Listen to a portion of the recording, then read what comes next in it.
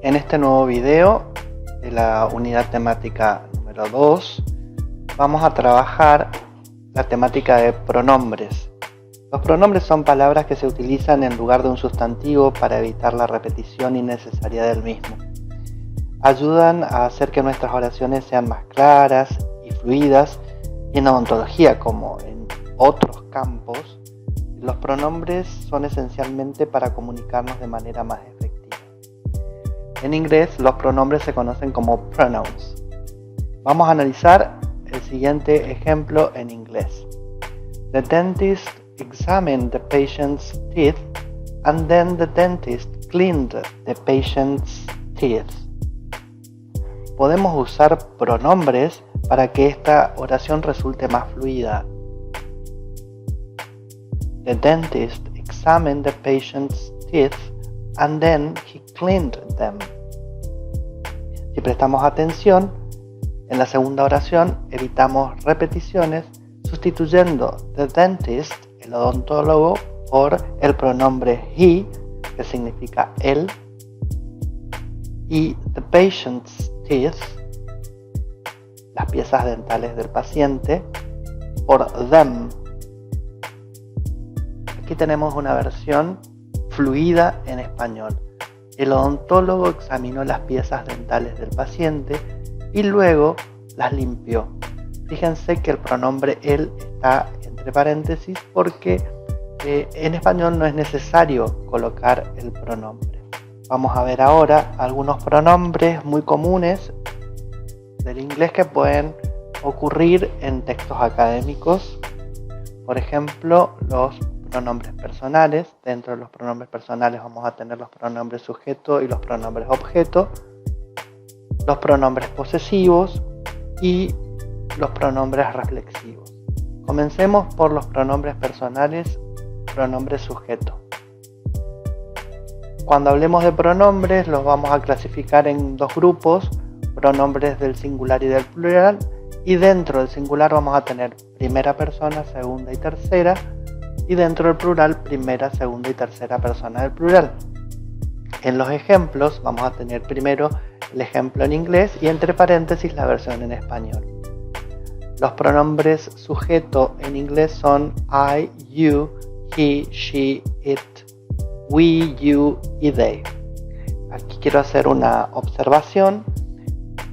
El pronombre it es un pronombre que no existe en español y en inglés hace referencia a objetos, lugares, cosas animadas o inanimadas.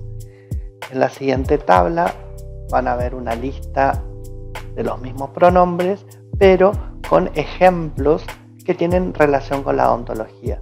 Por ejemplo, I am an orthodontist.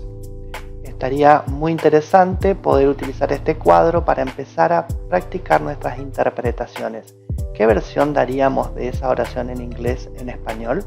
Aquí quiero hacer otra aclaración. Hablábamos de pronombres sujetos y si prestamos atención a la posición, fíjense, ¿se acuerdan que allá en la secundaria cuando analizábamos oraciones las dividíamos en sujeto y predicado? Estos pronombres siempre van a estar en el sujeto y generalmente a inicio de oración. Fíjense, I, you, he is a dental assistant, she is a dental hygienist, it is important to floss daily, we work in the dental clinic, you should schedule regular checkups, they provide dental care to the community. Repito la importancia de utilizar estos ejemplos para practicar nuestras interpretaciones. Vamos a trabajar ahora o ver los segundos pronombres personales que eran los pronombres objeto. Los dividimos de igual manera. Los pronombres objeto en inglés son me, you, him, her, it, us, you, them. En la siguiente tabla van a poder verlos en contexto, en ejemplos relacionados con la odontología. Y si prestan atención, miren la primera oración. The dentist examined me. El pronombre objeto ya no está en posición de sujeto, sino que está en el predicado y en posición de objeto. ¿Objeto de quién? Objeto del verbo. De ahí el nombre de pronombre objeto. Tenemos otros ejemplos. Did the hygienist clean your teeth? She showed him the x-ray. The patient need us to schedule an appointment. Did the dentist give you all instructions for proper oral hygiene? They trust them their dental care. Los pronombres con los que vamos a trabajar a continuación ocurren con menos frecuencia en textos académicos en inglés. Tenemos los pronombres posesivos, que como su nombre lo indica, refieren a posesión, y tenemos los pronombres mine, yours, his, hers, its, ours, yours, theirs. Los pronombres reflexivos, que hacen referencia a uno mismo: myself, yourself, himself, herself, itself, ourselves, yourselves, themselves. Y otros que ocurren con menor frecuencia, como los pronombres interrogativos, los pronombres relativos y los pronombres indefinidos. Ahora bien, ya que hemos visto una amplia gama de pronombres que se utilizan o que pueden ocurrir en textos académicos en inglés, vamos a analizar un caso muy particular, que es el de la referencia contextual. La referencia contextual se refiere a cómo utilizamos palabras o expresiones para hacer referencia a algo que ya ha sido mencionado o que es evidente en un contexto específico.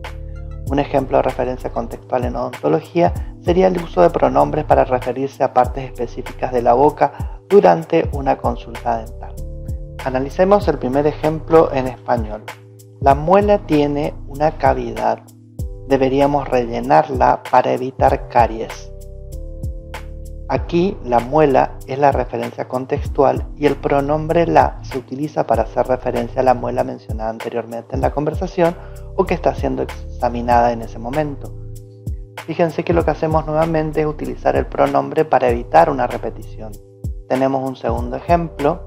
Voy a limpiarle los dientes, después le daré una cita para una revisión más exhaustiva. En este caso, le es el pronombre que se refiere al paciente, estableciendo una conexión contextual entre la acción de limpiar los dientes y una futura revisión. Presten atención que en este caso, la referencia contextual, el paciente, no se encuentra en el ejemplo, pero sí podemos deducirlo. Vamos a un tercer ejemplo en español.